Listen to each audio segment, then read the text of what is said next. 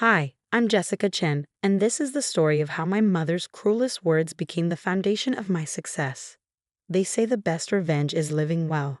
But sometimes living well means watching your tormentors realize exactly what they threw away. I can still hear her voice on that rainy November night, sharp as broken glass. You're worthless, just like your father. Get out of my house. I was 18, fresh out of high school, clutching an acceptance letter to a local community college. My crime? Choosing to study computer science instead of following my mother's dream of me becoming a doctor. Linda Chen, my mother, had always been obsessed with status. After divorcing my father when I was 12, she'd rebuilt her image as a successful real estate agent in our affluent suburban community. Our house was a showcase of her success, all gleaming hardwood and crystal chandeliers. But beneath that perfect surface lay a woman who measured everything and everyone by their potential to elevate her social status. Computer science? She'd sneered, reading my college plans. Do you want to fix printers for minimum wage your whole life? No daughter of mine will embarrass me like this. I tried explaining about artificial intelligence, software development, the growing tech industry, but Mom was already typing on her phone, barely listening. I've already told everyone you're pre-med. The Wang's daughter is starting at Johns Hopkins this fall. How am I supposed to hold my head up at the country club now? That's when I made my fatal mistake. Maybe if you spent less time at the country club and more time understanding what I want. The slap caught me off guard, sending my glasses flying. In the ringing silence that followed, Mom's perfectly manicured hand shook with rage. You ungrateful little snake, she hissed. I gave up everything to give you the best life. Your loser father hasn't paid child support in years. But I made sure you had designer clothes, piano lessons, everything. And this is how you repay me. She stormed upstairs, and for a moment I thought that was the end of it, just another of her dramatic outbursts. Then she returned with a garbage bag full of my clothes, throwing it at my feet. Get out. Go live with your worthless father if you want to throw your life away. I won't watch you become a failure. Mom, please. I said Jeed out. She grabbed my arm, nails digging in, and practically dragged me to the door. Don't come crawling back when you're living in some filthy apartment fixing computers for minimum wage. The door slammed behind me, leaving me alone in the rain. I was 18, had $342 in my savings account, and nowhere to go. My father lived 3 states away, struggling to keep his small computer repair shop afloat. I hadn't seen him in person since the divorce. That night, sitting in a 24-hour diner with my garbage bag of belongings, I made 2 calls. The first was to my father. Come stay with me, Jesse, he said immediately, his voice warm despite the static on the line.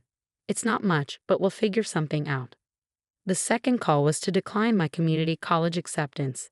If I was going to prove my mother wrong, I needed to think bigger. The next few years were a blur of work and study. I moved in with Dad above his repair shop, taking online courses while helping him modernize his business.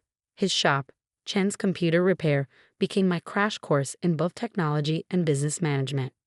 Your mother always said I was dreaming too small. Dad told me one night as we worked late upgrading a client's servers. Maybe I was, but sometimes small dreams are the seeds of bigger ones. He was right. While helping local businesses with their needs, I noticed a common problem.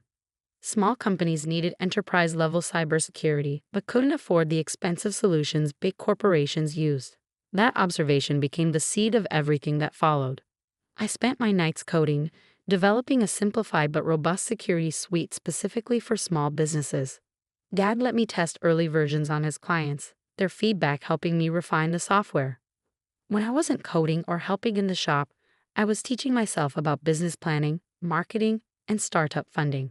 3 years after being thrown out, I launched Secure Small, my cybersecurity startup. The timing was perfect. A wave of ransomware attacks had just targeted small businesses across the country, and our affordable solution quickly gained traction. Dad was my first investor, remortgaging his shop to give me seed money. I believe in you, Jesse, he said, signing the papers. Show them what a worthless person can do. The next few years were a rocket ride.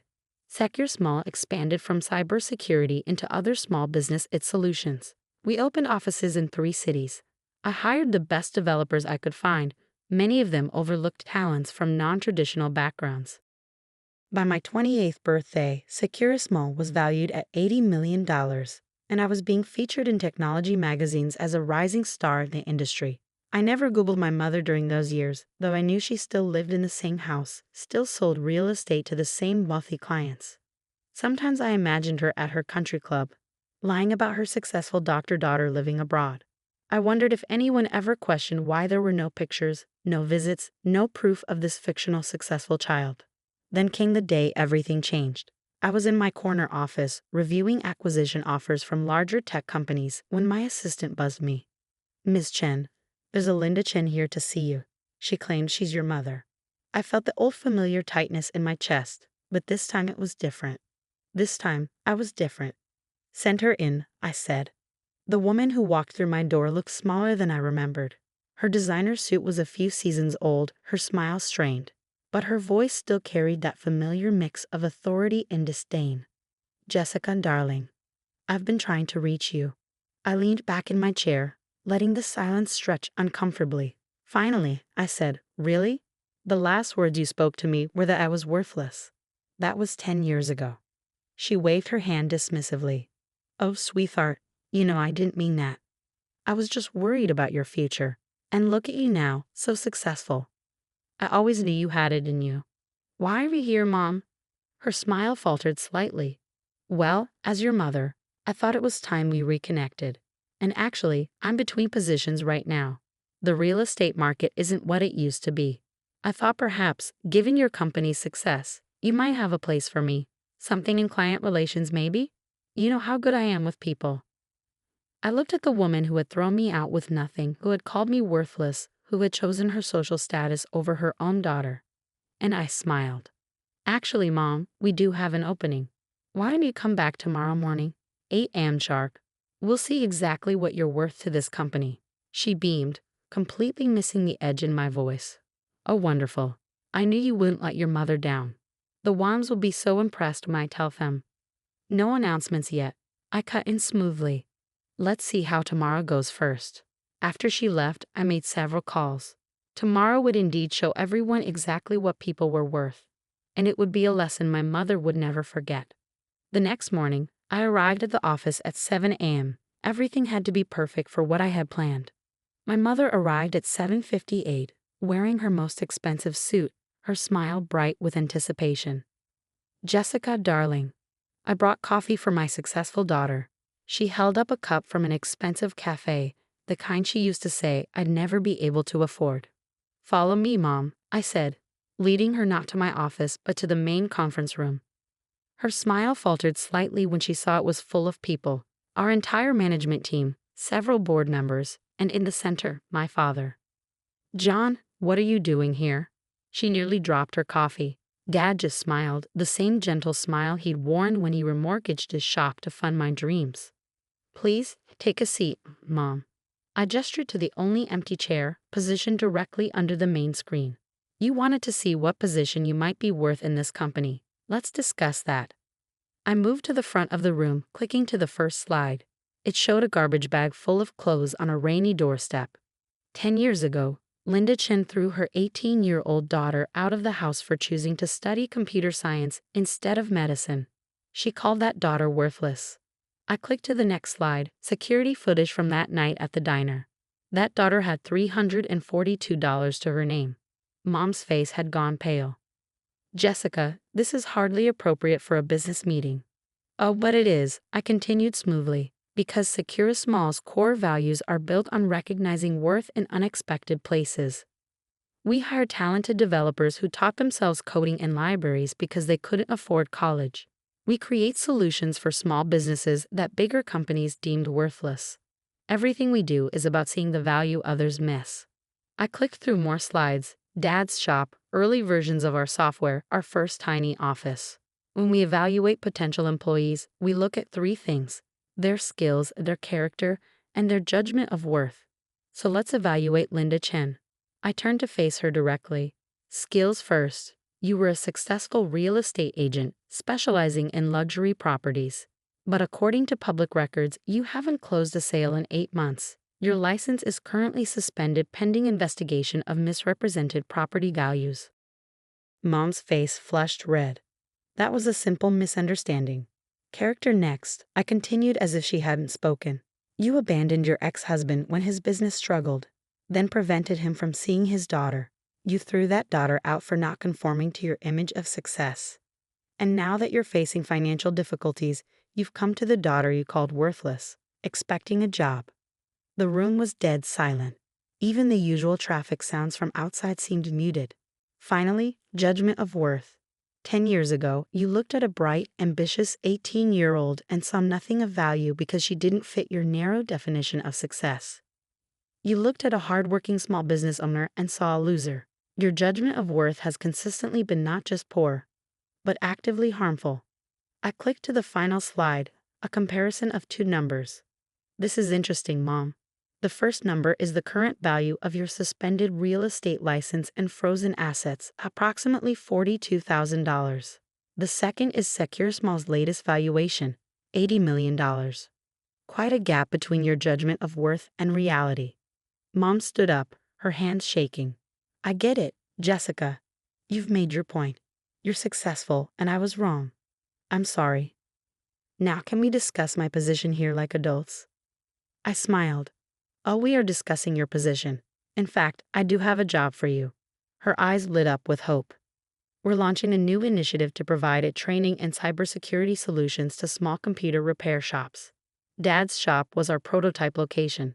We're expanding to 500 shops nationwide this year. I handed her a folder. Inside you'll find a job offer. Entry-level technical support. 6-month probationary period. Starting salary matches our standard entry-level package. You'll work at Dad's shop, learning the basics of the industry you once dismissed. If you complete the training successfully, you'll have the opportunity to advance based solely on your merit, not your connections, not your status, not your relation to me. She stared at the folder like it might bite her. Technical support? At John's shop? But I'm your mother. No, Mom. 10 years ago, you made it very clear I wasn't your daughter anymore because I was worthless. You can't take that back just because my worth now comes with dollar signs attached.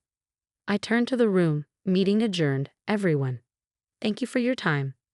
As people filed out, Mom remained frozen in her chair, clutching the folder.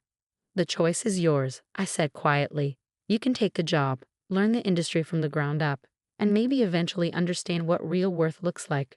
Or you can walk away. Either way, this is the only offer you'll ever get from me. Dad waited by the door as Mom slowly stood up, her perfect makeup streaked with tears. I need time to think, she whispered. Take 24 hours, I replied, just like you gave me 10 years ago. After she left, Dad wrapped me in a hug. You okay, Jessie? I nodded against his shoulder. You know what's funny, Dad? Part of me hoped she'd take one look at that entry-level offer and storm out in outrage. It would prove she hadn't changed at all. And now? Now I almost hope she takes it, not for her sake, but because maybe, just maybe, she'll learn what we learned. That worth isn't about status or appearances. It's about what you build, what you contribute, how you treat people. The next morning, I arrived at work to find Mom waiting in reception, wearing a simple blouse instead of her designer suit. I'll take the job, she said quietly. I nodded. Report to Dad's shop tomorrow at 8 a.m. Don't be late.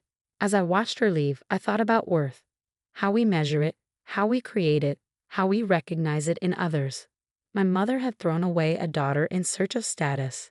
She'd lost everything chasing an image of success. Now she had a chance to learn what real success looked like, from the ground up. Would she learn?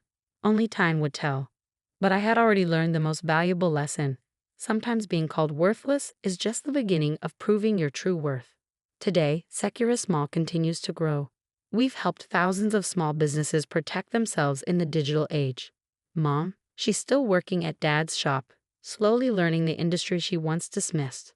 Sometimes, when I visit the shop, I catch her watching me with a mixture of pride and regret. Last week, she successfully completed her first solo computer repair. Dad sent me a photo of her proud smile, so different from her old country club smirk. Maybe she's finally learning that real worth isn't in what you appear to be, but in what you actually do. As for me, I keep that old garbage bag in my office closet. Not as a reminder of pain, but as a reminder that being called worthless doesn't make it true. Sometimes it just means others failed to see your worth. and proving them wrong, that's the sweetest success of all.